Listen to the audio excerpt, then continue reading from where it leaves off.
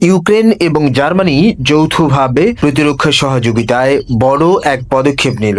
জার্মানির মাটিতে চালু হয়েছে দুই দেশের প্রথম যৌথ ড্রোন উৎপাদন কারখানা, যেখানে ইতোমধ্যেই যুদ্ধক্ষেত্রে ব্যবহারের উপযোগী আধুনিক ড্রোন তৈরি শুরু হয়েছে। এই উদ্যোগ ইউক্রেনের জন্য কৌশলগতভাবে অত্যন্ত গুরুত্বপূর্ণ, কারণ চলমান সংঘাত পরিস্থিতিতে ড্রোন এখন যুদ্ধের সবচেয়ে কার্যকর প্রযুক্তির এক। নতুন এই কারখানা থেকে চলতি বছরের মধ্যেই প্রায় 10,000 ড্রোন উৎপাদন করে সরাসরি ইউক্রেনীয় সেনাবাহিনীর কাছে পাঠানোর পরিকল্পনা রয়েছে। শুধু একটি কারখানাতেই থেমে থাকতে চাইছে না দুই দেশ। পরিকল্পনা অনুযায়ী বছরের শেষ নাগাদ ইউরোপ জুড়ে মোট 10টি যৌথ ড্রোন উৎপাদন উদ্যোগ চালু করা হতে পারে। এতে ইউক্রেনের প্রতিরক্ষা সক্ষমতা আরো দ্রুত বাড়বে এবং ইউরোপীয় প্রতিরক্ষা শিল্পেও নতুন গতি আসবে বলে ধারণা করা হচ্ছে। বিশ্লেষকরা বলছেন, এই যৌথ উদ্যোগ শুধু সামরিক সহযোগিতা নয়, বরং ইউরোপে নতুন প্রতিরক্ষা প্রযুক্তি নেটওয়ার্ক তৈরির দিকেও বড় পদক্ষেপ। আগামী মাসগুলিতে এই প্রকল্প কত দ্রুত সম্প্রসারিত হয় সেটাই এখন দেখার বিষয়।